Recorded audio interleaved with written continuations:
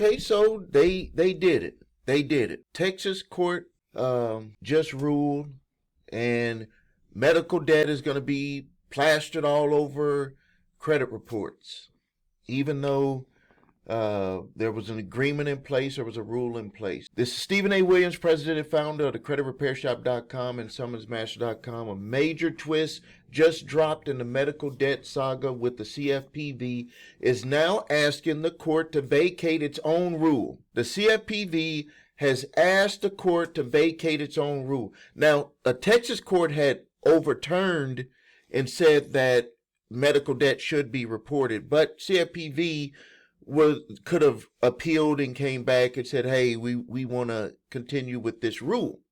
It's going to benefit a lot of people. But they decided, CFPB decided, that they were going to vacate its own rule. So they're like, hey, we're not going to even appeal this order that would have removed medical debt from credit reports.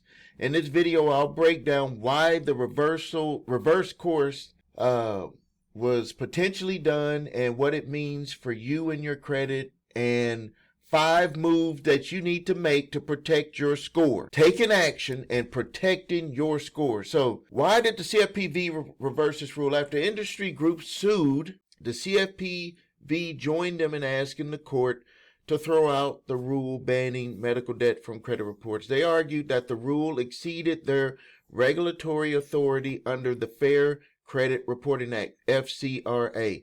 The rule was finalized, but it was never fully implemented, and now it faces legal pushback. Now, we all know what happened. This was a rule that was put in under President Biden, and when President Trump got into office, he had put a pause on all of the CFPB rulings, regardless if they were good, bad, whatever. They just wanted to show that they were in charge and halt to all of the ruling. I really did think that this one was going to stay in action because it just benefited a lot of people. It was under Biden, he said that the medical debt, just having medical debt on your credit reports did not show that you were a huge risk factor. It just didn't. I have my own thoughts on that. My feelings on it is that it does and it doesn't. If a person has serious medical issues and they're out there going and getting loans, that could be a problem. If a person just has deductibles and they're trying to catch up on those deductibles, they're being reported, that may not reflect on their risk factor. That just reflects that they're trying to catch up. You know, maybe they were not able to work and got their full income during that time. Now they've recovered. The way it is right now, let's just go with the way it is. Let's not try to dream and try to go back to the future and try to fast forward. Go back to the past and fast forward to the future. Let's deal with what's going on right now. So this is what it means. Medical collections over $500 and under $500 will be reported on your credit reports. They will be. I don't care. Other people might make videos. I see this stuff every day. I talk to my employees and I say, what are you seeing on these credit reports? They'll be, Steve, we're seeing medical debt on the credit report. So it's going to be on there. So now what we have to think about is, can that medical information, that medical debt, be legitimately reported on your credit report? And if we think about it, how does medical debt get put on the credit reports? Because the hospitals do not report to the credit reporting agencies. They're not in the business of it. And then also in most states, my state included, Wisconsin, it is illegal for a company to also be a debt collector. So if a lender, a bank can obviously report to your credit bureau, but they cannot be a debt collector. They cannot like open up shop and say, hey, now such and such bank is a debt collector. They would actually have to make a whole separate entity and then get approved license as a debt collector. So hospitals are not going to be doing that. So what do? They hire debt collection companies, or they sell the debt to debt collection companies. Right there makes a problem. This is why I am so happy that Credit Repair Shop was started in 2006, and we were doing all of this stuff, helping people with credit repair before all of the CFPB wasn't even formed until after I think 2010. So we've always been ahead of the game on what needs to be done to repair people's credit. And back then there was not, you just had the Fair Credit Reporting Act, Fair Debt Collections Practices Act, and that was the baseline on how you had to attack these companies on getting them to do what they're supposed to do with repairing helping people repair their credit. And so we know what to do. We know what to do in this type of atmosphere because my company was started in the atmosphere that is becoming what is today, with how these companies are able to just put stuff on people's credit reports. Not to say that it's not supposed to be on there, but how to solve the problem of what's being placed on people's credit reports. So let's talk about what you got to do, the 5 steps. You got to pull all 3 credit reports, and you got to check for the medical collections that are on there. You got to audit and gather proof of the itemized billing from the debt collector, which will go to the medical provider, and you need to get EOBs, which is explanation of benefits. I've learned so much about EOBs because my wife, when she was getting her lung transplant, there was about at one point there was like $1 million worth of EOBs, explanation of benefits. Why did this happen? Why did that? Why was she had these medications, all that stuff? And then every month her medical the medication it's kind of came down. At one point it was like $40,000 a month for her medical.